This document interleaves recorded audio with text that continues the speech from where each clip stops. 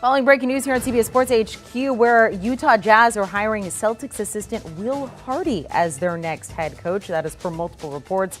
He joined the Boston coaching staff in 2021 when Ime Udoka went over there after 11 years with San Antonio. He will replace Quinn Snyder, who stepped down after 8 seasons with the Jazz. Not a lot known public-wise when it comes to Will Hardy there. Doesn't even have a Wikipedia page yet, but I'm sure that will change very soon. He is set to become the youngest active head coach in the NBA at the age of 34. Began as a video intern for the Spurs all the way back in 2010 and has worked his way up since there.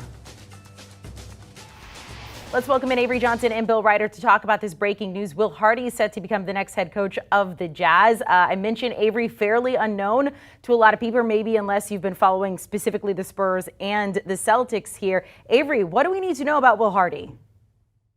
Well, Amanda, he's an outstanding young coach and a bright mind. I remember in my second year at Alabama when I was in the midst of changing, my coaching staff, assistant coaching staff, and I was looking for the right fit. And I called Coach Greg Popovich and I said, "Hey, Coach, I need a star. I need a young gun that's willing to put in the work, that has a really good competence about the game and people skills and can strategize." And I'll never forget, 2 days later, Will Hardy was on the plane coming to interview with me at Alabama. And unfortunately, he decided that he wanted to stay in the NBA. But I was really impressed with his basketball IQ and his savviness on the court. We spent, 48 hours together. And unfortunately for me, he wanted to stay with the Spurs, which now he's catapulted into an assistant job with the Eastern Conference champions, the Boston Celtics, and now a head coaching job with the Utah Jazz. So really happy for Will. Bill Reiter, so we know that he's got the seal of approval from Pop there. Avery tried to hire him, said he's going to stay in the NBA. What do you make of this hire, Will Hardy, as head coach of the Jazz? It's really interesting, and Coach said it. This is a guy who's extremely well respected around the NBA. I think the view was always that he was an up-and-comer and a riser. I don't know that anyone thought he was going to rise this quickly. I mean, this is a 34-year-old who's got a remarkable resume, but he's a young dude. And I think, one of the things that people point out when you talk about him is the fact, and you noted this, Amanda, at the start of the conversation, he did come up to the video room. That is not an easy job. That is not an easy way to break into the NBA, but guys like Eric Spoelstra and Frank Vogel have come up to the video room. He's worked under Greg Popovich. He's worked for USA Basketball. He's worked for Brett Brown, who's very well respected. He should have worked for Avery, for coach, but obviously want to stick around in the NBA. So this is a dynamic basketball mind, someone people thought would be a coach eventually, but it's very early, and it's a reminder, and Danny Ainge did this with Brad Stevens. Danny Ainge does not follow the typical path or the typical requirements. Brad Stevens was coaching at Butler. People thought that was crazy when he got hired. This is a very young player. He'll be coaching players who are old, or very young coach. He'll be coaching players who are older than he is. But again, Danny Ainge, not afraid to be bold, certainly a bold hire. So, Avery, let me follow up with you on that. How do you think he's going to be received by this Utah Jazz team? What do you think they needed and what they get in him, and again, how he's going to be received by them? Well, this is also another, I wouldn't call it a copycat situation, but it's also similar to Mike Budenholzer. Remember, during our days when we won our first championship in 1999, Mike Budenholzer, the Milwaukee Bucks coach, was in the video room. And then he became more of a player development guy. And Will Hardy's taking that same path. I think the key for him is, what are they going to do in terms of Donovan Mitchell and Rudy Gobert? Is this hire going to coerce these guys into wanting to remain teammates under Will Hardy? Will he have a chance to sit down and share his vision? But fortunately, he has a guy in terms of an executive in Danny Ainge that has a tremendous amount of experience and success in the NBA. He's a world champion as a player and an exec back when he had Kevin Garnett and Ray Allen and Paul Pierce. So he knows what he's doing. And when you have the stability of Danny Ainge in the front office, and now you'll have Will Hardy having the chance to use his ability to coach, they'll get it figured out pretty soon. But I think those two key dominoes with Rudy Gobert and Donovan Mitchell is going to be a big key.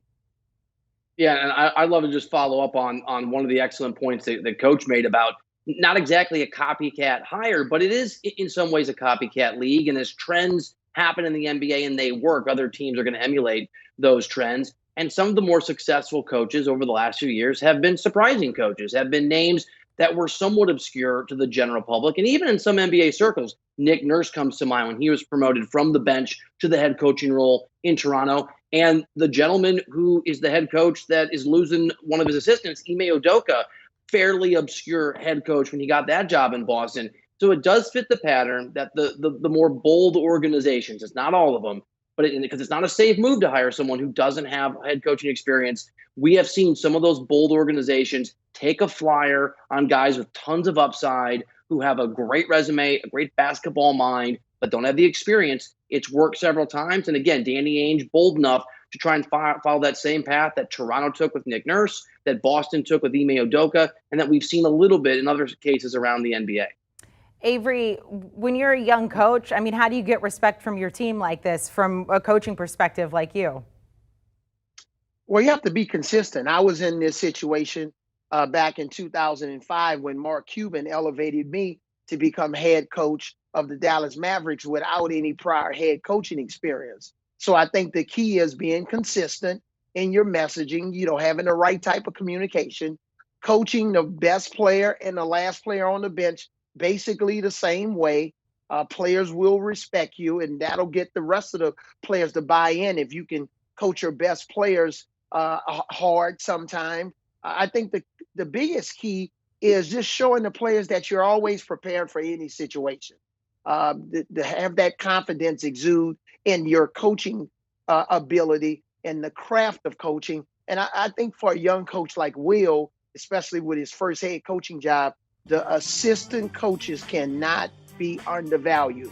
He's got to have the right assistant coaches that can be trustworthy, loyal, competent, and that's going to be a buffer between he and the players. He can't hire any locker room lawyers. Trust me, it doesn't work. Bill, let me ask you this. Let's swing it forward for the Utah Jazz. Talk to me about some of their offseason needs and Will Hardy, maybe some moves you'd like to see him make in his first couple months there as head coach. I mean, I think it's a great question. I mean, the first thing that needs to happen is that Danny Ainge, and he may already know, but has to execute whatever vision that it is that he has for the future of this team. Is it a full rebuild? Is it a full tear down? Is it a partial tear down? What becomes of Donovan Mitchell? To what degree does Danny Ainge believe the players in that locker room, as Coach just talked about, are going to be on board for whatever it is, if it's a less competitive basketball team in the short term, plus a very, very young head coach? So, and again, Danny Ainge, very good at what he does, obviously built, I don't know if it's a juggernaut, but a success story and a pretty long-term one in Boston, is going to have to implement his vision for what he wants this team to be. And there's a lot of moving parts, Donovan Mitchell, Rudy Gobert, that entire team, and what they're going to look like and what their short-term prospects are going to be. And I think another huge key, Amanda and Bill, is what's going to be Dwayne Wade's role moving forward. Is he going to take a more significant role in terms of being part of that ownership group?